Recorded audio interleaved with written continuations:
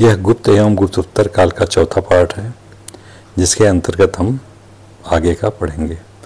तो यहाँ देखिए दिया हुआ विविध गुप्त काल से संबंधित विविध तथ्य। तो आइए देखते हैं विविध तथ्य क्या है। चंद्रगुप्त सेकंड के समय पाशुपत समुदाय का एक महत्वपूर्ण केंद्र कहाँ स्थित था? तो ये स्थित था मथुरा में। पाशुपत समुदाय जो महत्वपूर्ण केंद्र था ये कहाँ स्थित था? तो मथुरा में। अगला है संस्कृत भाषा में उत्कीर्ण पहला अभिलेखित साक्ष्य कहाँ से प्राप्त हुआ? तो ये प्राप्त हुआ है गिरनार से। अगला है गुप्त काल में लिखित नाटकों में स्त्री एवं शूद्र कौन सी भाषा बोलते थे? तो ये प्राकृत भाषा बोलते थे। स्त्री एवं शूद्र गुप्त काल के नाटकों में प्राकृत भाषा बोलते थे। अगला है तीसरी शताब्दी ईस्वी में वारंगल किस लिए प्रसिद्ध था? तो वारंगल लोहा यंत्रों एवं उपकरणों हेतु प्रसिद्ध था। लोहे के यंत्रों उपकरणों हेतु प्रसिद्ध था। अगला शतरंज का खेल का उद्भव किस देश में हुआ? तो शतरंज के खेल का उद्भव भारत में हुआ था। अगला पॉइंट देखते हैं।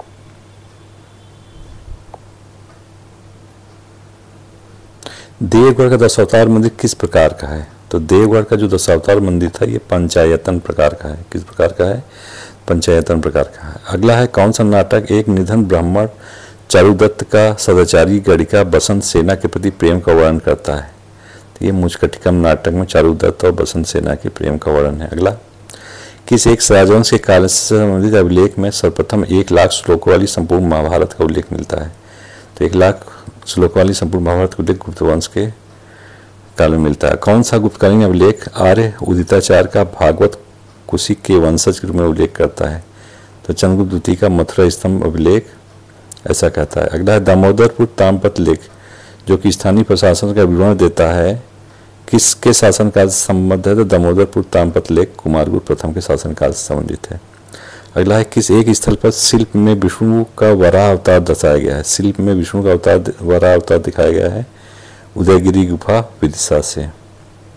अगला पॉइंट है इत्सिंग के अनुसार श्रीगुप्त ने किस स्थान पर चीनी बौद्ध तीर्थयात्रियों के लिए एक मंदिर का निर्माण कराया था? किसने? श्रीगुप्त ने किस स्थान पर चीनी बौद्ध यात्रियों के लिए एक मंदिर का निर्माण कराया था? तो ये था मृग सिखवन में, ये कहा है इत्सिंग ने। अगला है बृहस्पति के अनुसार शिल्पकारों की कितनी श्रेणियां थी? बृहस्पति के अनुसार शिल्पकारों की 8 श्रेणियां थी।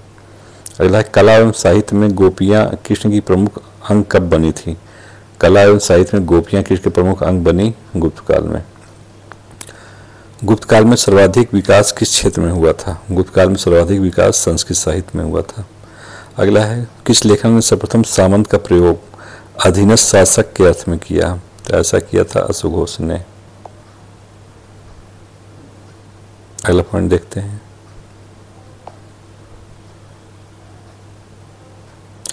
न्यूटन के सिद्धांत से पूर्व किसने गुरुत्वाकर्षण के सिद्धांत का प्रतिपादन किया था? तो आर्यभट्ट ने किया था। न्यूटन के सिद्धांत से पूर्व ही गुरुत्वाकर्षण का नियम प्रतिपादन आर्यभट्ट ने किया था। फायान के यात्रा विवरण का नाम क्या है? तो फोक्यूकी। अगला किस अभिलेख में महासामंत शब्द का सर्वप्रथम उल्लेख मिलता है? महासामंत शब्द का सर्वप्रथम उल्लेख वैनगुप्त के गुणेधर अभिलेख में मिलता है। वैनगुप्त के गुणेधर अभिलेख में। अगला है किस पुराण में इतिहास की परिभाषा एवं क्षेत्र की विवेचना की गई? इतिहास की परिभाषा भी है और क्षेत्र की विवेचना भी है। किसमें? वायु पुराण में। अगला है कौन सा गुप्त शासक गायक एवं कवि था? तो समुद्रगुप्त ऐसा था। गुप्त काल में उच्च शिक्षा का केंद्र था नालंदा। गुप्तकालीन चित्रकला का उत्कृष्ट रूप कहाँ मिलता है? तो अजंता में मिलता है। किस अभिलेख में अशोक का शांति संदेश तथा समुद्रगुप्त की सैन्य विजयों का विवरण अंकित है? तो प्रयाग प्रशस्ति में।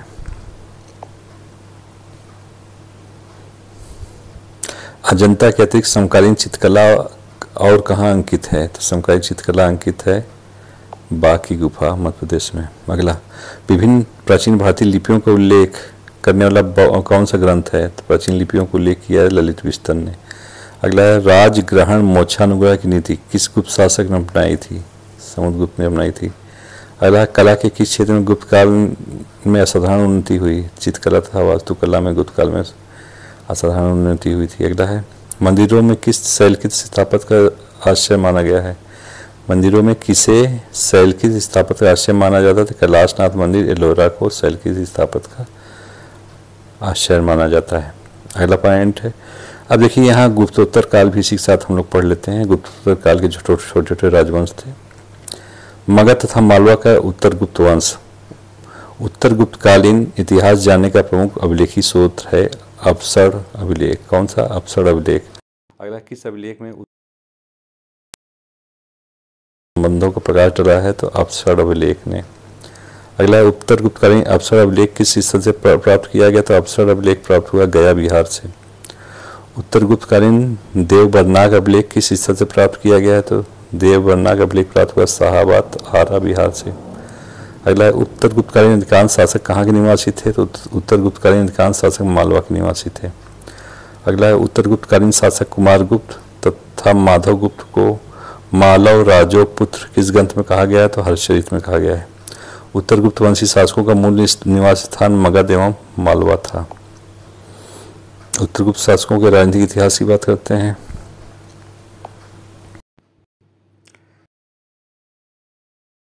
जाता है कृष्णगुप्त को। परवर्ती गुप्त वंश का संस्थापक कृष्णगुप्त को माना जाता है। अगला, किस शासक के संदर्भ में अपसड़ अभिलेख में असंख्य शत्रु का विजेता तथा अच्छे वंश से संबंधित बताया गया है? ये कहा गया कृष्णगुप्त को।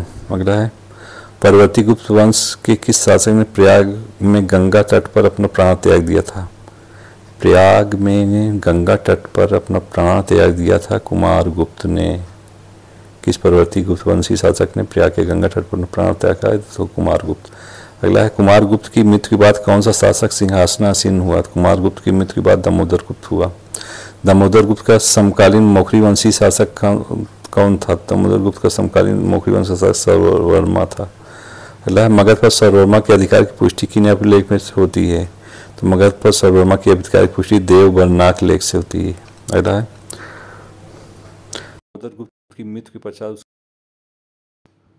महासेन में स्वतंत्र राज्य स्थापित किया था। मालवा में स्वतंत्र राज्य स्थापित किया था देवगुप्त ने। अगला है,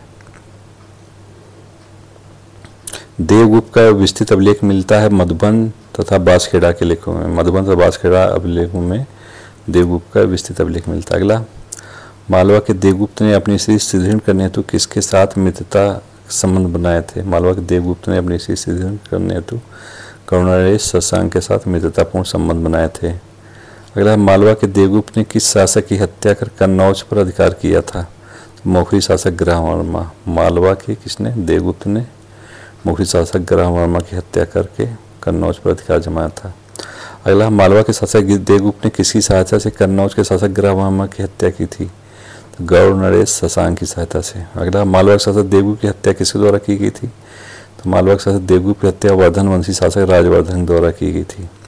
अगला, देवगुप्त की हत्या के उपरांत मगध के क्षेत्र में माधवगुप्त किसके अधीन सामंत नियुक्त हुआ? तो माधवगुप्त अधीन सामंत था हर्षवर्धन के अधीन। अगला, माधवगुप्त की मृत्यु के उपरांत कौन मगध का चक्रवर्ती शासक हुआ? तो माधवगुप्त की मृत्यु के पश्चात मगध चक्रवर्ती शासक आदित्य सेन हुआ। अगला, मगध पर आदित्य सेन के अधिकार का प्रमाण किस अभिलेख से मिलता है? तो अपसर तथा शाहपुर के लेखों से।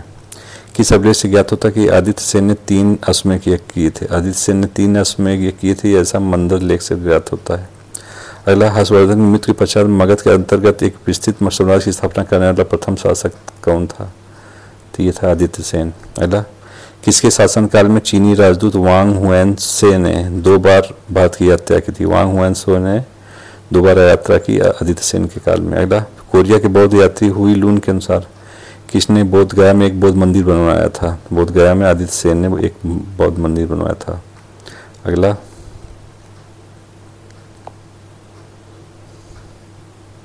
किस उत्तर गुप्तकालीन शासक को क्षितिज चूड़ामणि यानी राजाओं का सिरमौर कहा गया था? चीवीगुप्त प्रथम को कहा गया ऐसा।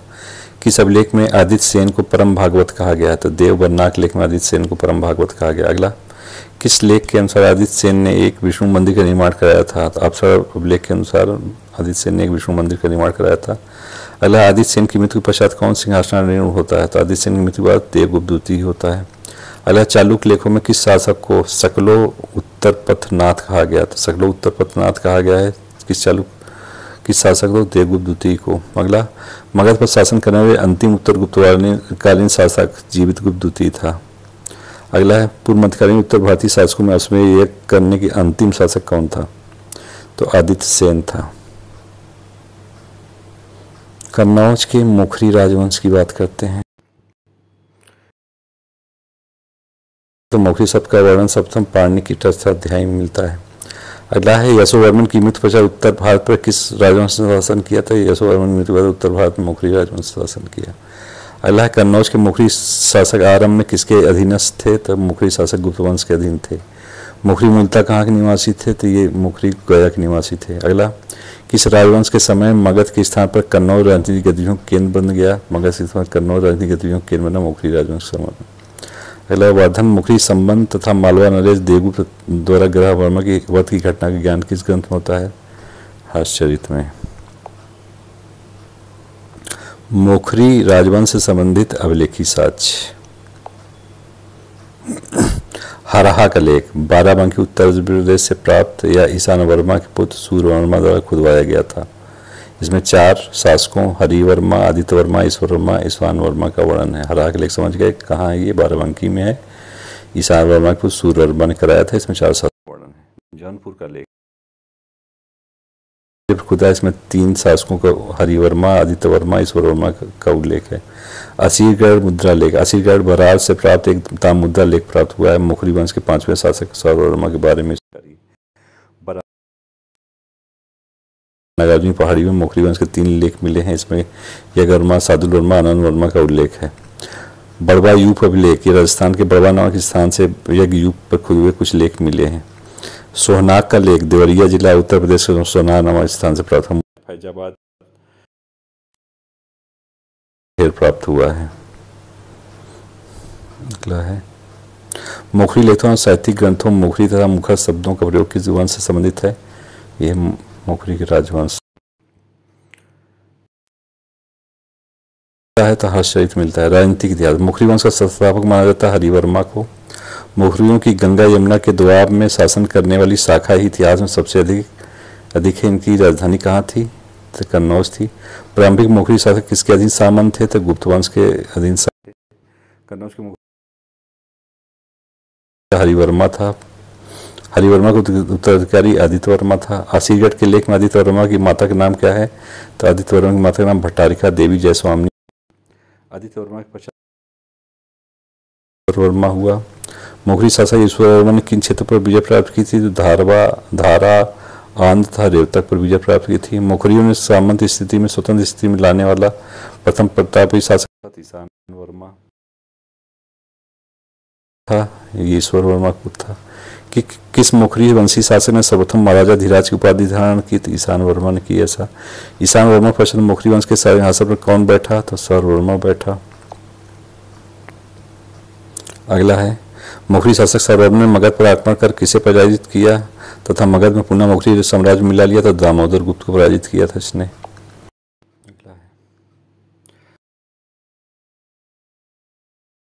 अगला, सर्ववर्मा के पश्चात मौखरी वंश का उत्तराधिकारी अवंती वर्मन था। सर्ववर्मा के किस लेख में महाराजा धीराज कहा गया? तो असीरगढ़ राजमुद्रा लेख में कहा गया है। किस ग्रंथ ज्ञात होता है कि मौखरी शासक सर्ववर्मा हूणों से पराजित हुआ? लेख से ज्ञात होता है। मौखरी शासक अवंती वर्मा किस वर्ष के साथ? अगला है, आसीन हुआ तो अवंती वर्मा के बाद मौखरी बैठा जो कि 605 रहा। मौखरी शासक ग्रह वर्मा से संबंधित जानकारी किस साहित्यिक ग्रंथ में मिलती है? तो हर्षचरित से प्राप्त होती है।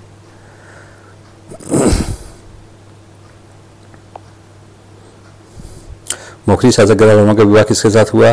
थानेश्वर शासक प्रभाकर वर्धन पुत्री राजसी के साथ हुआ था। हर्षचरित में उल्लेखित मालवा के दुष्ट शासक किसे कहा गया है? तो देवगुप्त को कहा गया है। कन्नौज के मौखरी शासक ग्रह वर्मा की हत्या किसके द्वारा की गई? मालवा के शासक देवगुप्त द्वारा की गई।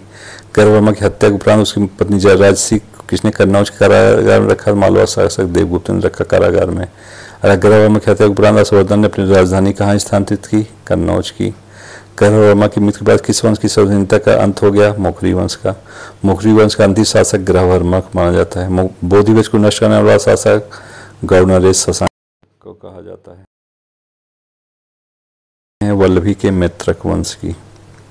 वल्लभी का मैत्रक वंश। वल्लभी के मैत्रक वंश की स्थापना किसके द्वारा की गई थी? तो ये भट्टारक द्वारा की गई थी। मैत्रक वंश का संस्थापक भट्टारक किस वंश से अधीन था? तो ये गुप्त वंश के अधीनस्थ था। मैत्रक वंश के संस्थापक भट्टारक के पुत्र धरसेन प्रथम ने कौन सी उपाधि धारण की थी? तो धरसेन प्रथम ने सेनापति की उपाधि धारण की थी। अगला, मैत्रक वंश के प्रारंभिक शासक धुरसेन प्रथम ने कौन सी उपाधि धारण की थी? परम भट्टारक, पादानुध्यात। अगला है मित्रक वंश के शासन की राजधानी कहाँ थी? तो वल्लभी गुजरात थी मित्रक वंश की राजधानी। गुप्त वंश के पतन के पश्चात पश्चिमी भारत में किस सर्वाधिक सशरी राजवंश का उदय हुआ? तो वल्लभी के मित्रक वंश का उदय हुआ। किस मित्रक वंशी शासक काल में प्रतिवर्ष विशाल बौद्ध धार्मिक समारोह का आयोजन होता था? शिलादित्य प्रथम धर्मादित्य के काल में। अगला कौन सा मित्रक वंशी शासक बालादित्य हर्षवर्धन समकालीन था? अगला मित्रक वंशी शासक बालादित्य किस धर्म को मानता? धरसेन चतुर्थ हुआ था। धरसेन चतुर्थ। अगला देखते हैं, सर्वप्रथम किस मित्रक वंशी शासक ने परम भट्टारक, महाराजाधिराज, परमेश्वर, चक्रवर्ती जैसी उपाधियां धारण की थी? तो धरसेन चतुर्थ ने है। अगला है, किस मित्रक वंशी शासक ने गुर्जर प्रदेश भड़ौच पर अधिकार किया था? तो ये धरसेन चतुर्थ ने किया था। अगला है, मित्रक वंश का अंतिम ज्ञात शासक था शिलादित्य सप्तम। अगला है, मित्रक वंश का विनाश कैसे हुआ था? मित्रक वंश का विनाश अरब आक्रमणकारियों द्वारा हुआ था। मित्रक वंश का विनाश अरब आक्रमणकारियों द्वारा हुआ था। अगला है, मित्रक वंशी शासक किस धर्म में आस्था रखते थे? तो मित्रक वंशी शासक बौद्ध धर्म में आस्था रखते थे। अगला है, मित्रक राजवंश के शासनकाल में शिक्षा का प्रमुख केंद्र वल्लभी विश्वविद्यालय था। अगला है, मित्रक वंशी शासनकाल में व्यापार और वाणिज्य का प्रमुख केंद्र वल्लभी गुजरात था। किसके शासनकाल में अरबों ने वल्लभी पर आक्रमण कर उसे नष्ट भ्रष्ट कर दिया था? तो ये शिलादित्य पंचम के काल में। हूण शक्ति के उत्थान एवं पतन से संबंधित तथ्य हैं, उसको देखते हैं। हूण जातियां मूलतः कहाँ की निवासी थी? तो हूण जातियां मूलतः मध्य एशिया की निवासी थी। हूणों की दो प्रमुख शाखाएं कौन सी थी? पश्चिमी शाखा एवं पूर्वी शाखा। हूणों की किस शाखा ने भारत पर आक्रमण किया? तो हूणों की पूर्वी शाखा ने भारत पर अटैक किया। हूणों की पूर्वी शाखा ने भारत पर आक्रमण किया था। अगला है, हूणों की पूर्वी शाखा ने किस भारतीय परिषद को अपना निवास स्थान बनाया? तो आक्सस नदी घाटी अफगानिस्तान। हूणों की पूर्वी शाखा इतिहास किस नाम से जानी प्रसिद्ध है? तो एपलाइट श्वेत हूण। अगला, चीनी साहित्य में हूणों को किस नाम से संबोधित करते हैं? तो चीनी साहित्य में हूणों को हुंगनू कहते हैं। हूणों की पश्चिमी शाखा किस क्षेत्र में विध्वंसात्मक गतिविधियां अपनाई? हूणों की पश्चिमी शाखा ने रोम में विध्वंसात्मक गतिविधियां अपनाई। हूणों का सर्वप्रथम आक्रमण किसके शासनकाल में हुआ? तो गुप्त शासकों के काल में हुआ। भारत में हूण आक्रमण का द्वितीय नेता कौन था? तो तोड़माड़ था। दूसरा नेता तोड़माड़ था। भारत में हूणों की सत्ता का संस्थापक माना जाता है तोड़माड़ को। तोड़माड़ का पुत्र उत्तराधिकारी कौन था? मिहिरकुल था। अगला, किस भारतीय शासक ने हूण आक्रमणकारी मिहिरकुल को परास्त कर बंदी बनाकर उसके माता कहने पर मुक्त किया था? अपनी माता कहने मुक्त किया था। तो गुप्त शासक नरसिंहगुप्त बालादित्य ने। अगला, हूणों ने किस क्षेत्र में अपना शासन स्थापित किया? तो हूणों ने अपना शासन गांधार प्रदेश में किया था। अगला, हूण आक्रमणकारी मिहिरकुल किस धर्म का अनुयायी था? तो मिहिरकुल शैव धर्म का अनुयायी था। किस अभिलेख में मोखरी सेना को हूण विजेता कहा गया? अभिलेख में मोखरी। अगला, किस वर्धन वंशी शासक ने हूणों को पराजित किया था? तो वर्धन वंशी शासक प्रभाकर वर्धन ने हूणों को पराजित किया था। अगला, हर्षचरित में हूण हरिण केसरी किस शासक को किया गया? तो हूण हर्षि के। अगला है, राजपूत काल में हूणों का प्रथम उल्लेख किस शासक के काल में? तो गुर्जर प्रतिहार शासक महेंद्रपाल प्रथम। किस पाल वंशी शासक ने हूणों के दर को चूर किया? तो पाल शासक देवपाल ने हूणों के दर को चूर किया। अगला, मुंज नामक शासक द्वारा हूणों पराजय का वर्णन किस अभिलेख में है? तो कौथिम तथा गौटी लेख में। कलचुरी नरेश कर्ण द्वारा हूणों पराजय का सूचना भेड़ाघाट के लेख में। हूण किस धर्म को अपनाकर भारतीय समाज और संस्कृति में समाहित हो गए थे? हिंदू धर्म एवं संस्कृति को हूणों ने अपना लिया था। अगला, भारतीय राजपूतों की उत्पत्ति हूणों से हुई, यह कथन है कर्नल जेम्स टार्ट का। अगला, हूणों द्वारा जारी सिक्कों को भारतीय परंपरा में क्या कहा गया? गधैया गधिया कहा गया। हूणों के आक्रमण के मध्य एशिया के साथ व्यापार बंद हो जाने के बाद और उन्मुख हुए तो दक्षिण पूर्व एशिया हुए। अगला, हूणों का प्रभाव क्षेत्र अफगानिस्तान मुद्दा जारी तो सासेनियन मुद्दा में और रजत की जारी की।